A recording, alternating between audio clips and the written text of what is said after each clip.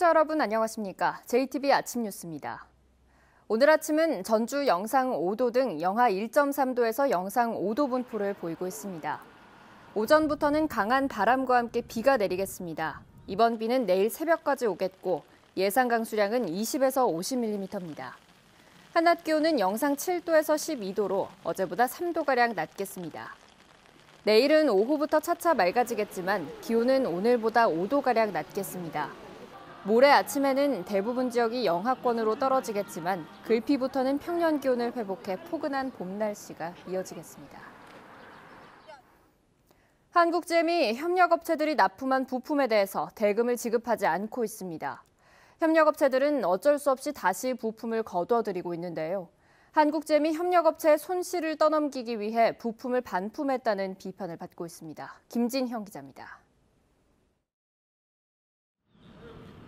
자동차 부품 생산업체들이 모여있는 군산의 한 공단입니다. 일부 업체들이 한국GM 군산 공장에 납품한 부품을 다시 가져오고 있습니다.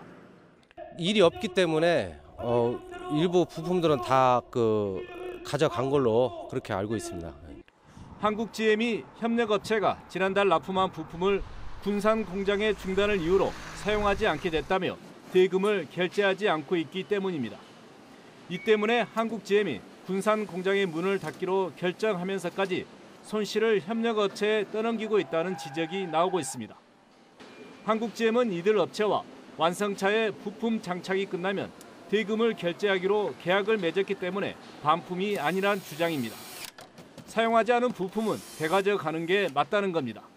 그런 부분은 계약을 그렇게 돼 있기 때문에 당사자들이 잘 알아요. 그래서 다시 회수해 가는 거예요. 대금을 못 받은 협력업체들이 납품한 부품을 다시 가져오면서 그 여파가 공생관계에 있는 2차, 3차 협력업체로까지 미칠 수 있습니다. 1차 협력사가 당하면은 2차 협력사도 당연히 피해를 보죠.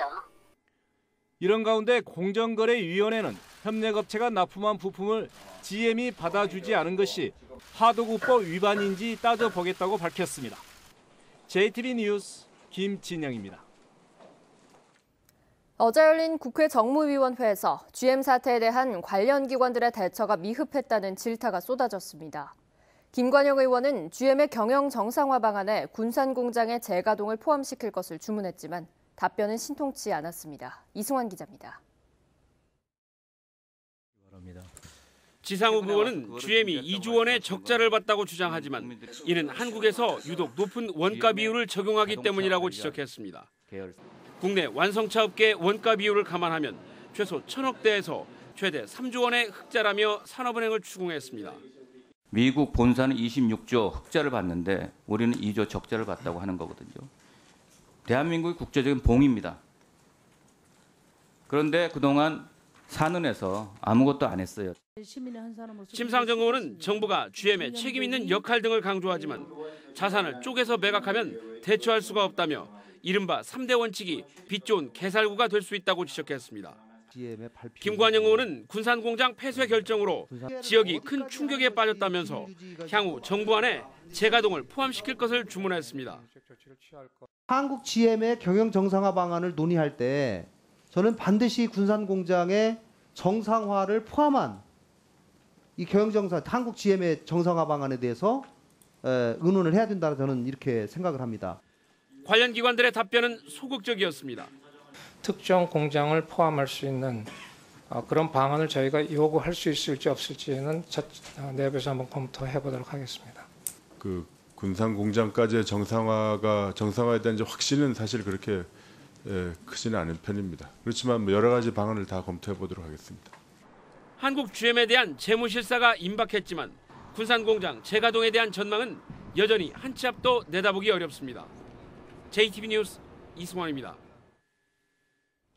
한국GM 군산공장 폐쇄 철회를 촉구하는 결의대회가 근로자와 시민 등 2천여 명이 참여한 가운데 군산시청 앞 도로에서 열렸습니다. 참석자들은 정부와 GM은 지역 경제에 돌이킬 수 없는 피해를 주는 군산공장 폐쇄 방침을 철회하고 공장을 정상화하는 데 노력하라고 촉구했습니다.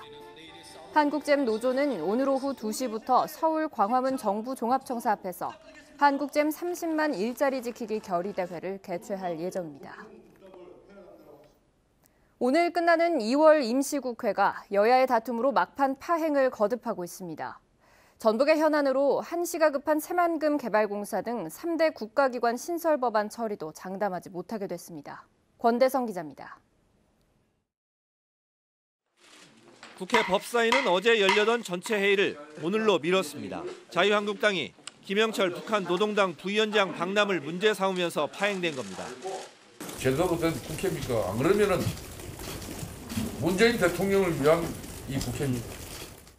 법사위가 2월 국회 마지막 날인 오늘로 미뤄지자 전라북도도 속을 태우고 있습니다.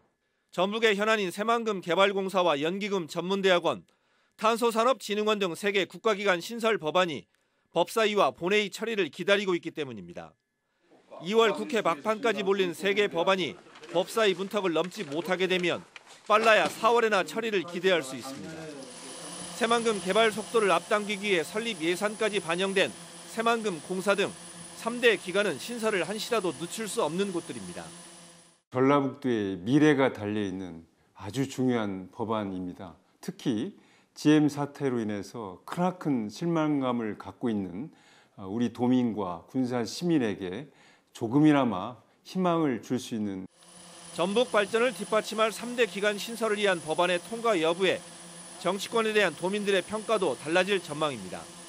JTB 뉴스 권대성입니다. 지역 연극계 중견 연출가에게 과거 성폭력을 당했다는 미투 고백이 나오자 연극협회와 전주시가 대책을 내놨습니다. 특히 경찰은 다른 피해 사례를 밝히는 데 집중하고 있습니다. 오정현 기자가 보도합니다. 전북 연극협회는 긴급 이사회를 열고 회원 명단에서 연출가 최경성의 이름을 영구히 지우기로 했습니다. 상위 조직인 한국연극협회에도 통보될 예정인데 연구 제명 효력은 지역에 그치지 않고 전국에서 유효합니다. 연극계 내에서 일어나는 사업이라든가 그다음에 그런 행사 이런 데 참여하는데 이제 전적으로 제한이 되고 전주시도 칼을 빼들었습니다. 최 씨에게 위탁 계약으로 내줬던 문화의 집 관장 자리 먼저 정리했습니다. 문화의 집은 관장 직무정지를 저희가 할 거고요. 사직서가 와 있더라고요. 개인 사정으로 인한 사퇴, 오늘 날짜로 영태가 수사기관인데 여기도 계약 해지를 검토하고 있어요. 경찰 수사도 시작됐습니다. 다만 송 씨가 폭로한 8년 전의 성폭력은 처벌이 어려운 것으로 알려졌습니다. 신고죄 폐지 이전의 일이라 고소기한을 넘겼기 때문인데 경찰은 또 다른 피해 사례를 캐내는 데 집중하고 있습니다. 일단 적극적으로 사실관계 확인 중에 있고요. 또 다른 피해자가 있는지 여부라든가 이런 부분 지금 확인하고 있습니다. 앞서 최 씨는 사건이 불거지자 기자들에게 문자 메시지를 통해 과거를 반성하고 사과하겠다고 밝혔습니다. 성폭력 피해를 고백했던 배우 송원 씨는 아직 직접 사과를 받지 못한 것으로 알려졌습니다. JTB 뉴스 오장현입니다. 익산에 4천억 규모의 하림 종합식품단지가 착공됐습니다. 민간 기업의 대규모 투자가 이루어지면서 전북과 익산이 식품 산업의 메카로 발돋움할 수 있는 기반을 마련하게 됐습니다. 나금동 기자가 보도합니다.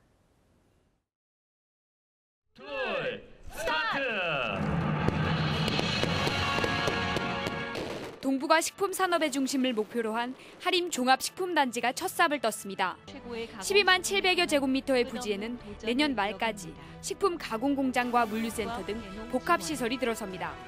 우리나라가 유럽보다 훨씬 더 좋은 그 동북아 시장에서 식품 허브 역할을 하는 겁니다.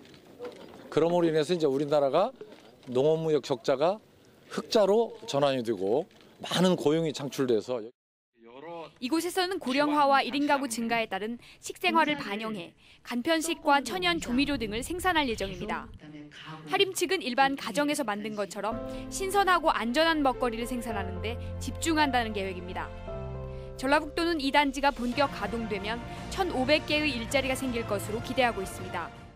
일자리 창출 등 공공기관의 지방 이전의 효과가 극대화되기를 매우 원하고 있는 때입니다. 그런 때 하림 같은 민간 부분에서 대규모 투자가 이루어졌다는 것은 경제를 활성화시키는 선도적인 역할을 하림은 또 기존 가공시설을 증축하고 식품 클러스터에는 연구단지와 공장을 세워 식품 삼각벨트를 조성할 계획입니다.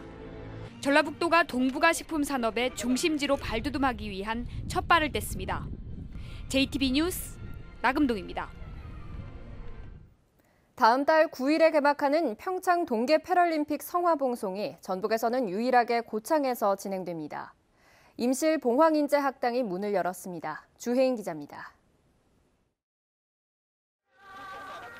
평창 동계 패럴림픽 성화봉송이 다음 달 2일부터 이틀 동안 고창에서 진행됩니다.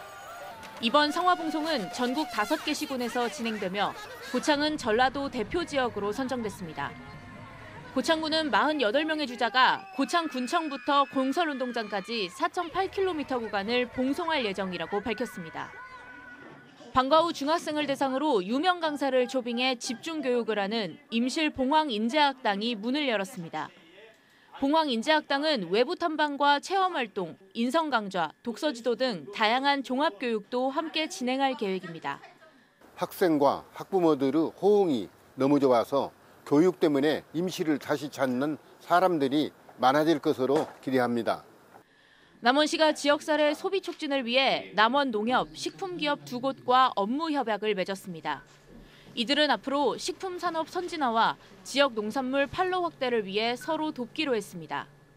우리 남원에서 생산된 고품질 쌀이 연간 3,000톤 이상 안정적으로 공급할 수 있게 되어서 농가 소득 증대에 크게 기여할 것으로 예상됩니다. 완주 와일드푸드 축제가 2018 대한민국 축제 콘텐츠 대상에서 5년 연속 콘텐츠 부문 대상을 받았습니다. 순창 장류축제는 경제 부문에서 3년 연속 대상을 받았습니다. JTB 뉴스 주혜인입니다.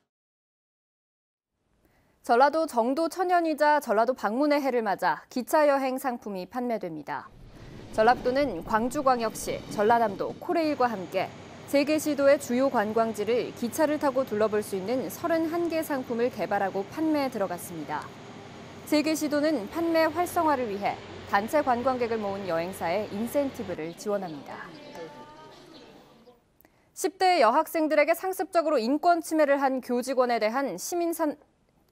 대해 시민단체가 법원에 엄중한 처벌을 촉구했습니다. 전북평화와 인권위원회 등 전북의 11개 시민단체는 어제 전주지법 앞에서 기자회견을 갖고 봉사활동을 통해 알게 된 10대 여학생들에게 성적 모욕감을 일으키는 문자 메시지를 보내고 협박한 혐의 등으로 재판에 넘겨진 교직원 김모 씨에 대해 법원이 엄중한 처벌을 내려 사법적의를 실현해야 한다고 주장했습니다. 전주지법은 다음 달 8일 협박과 정보통신망법 위반 혐의로 재판에 넘겨진 김 씨에 대해 1심 선고를 할 예정입니다. 오늘 새벽 1시 20분쯤 익산시 황등면의 한 벽돌 원료 생산 공장에서 불이 나 공장 한 동 540제곱미터를 모두 태워 소방서 추산 7천만 원의 재산 피해를 냈습니다. 소방당국은 가열된 벽돌 원료에서 불이 시작된 것으로 보고 정확한 화재 원인을 조사하고 있습니다.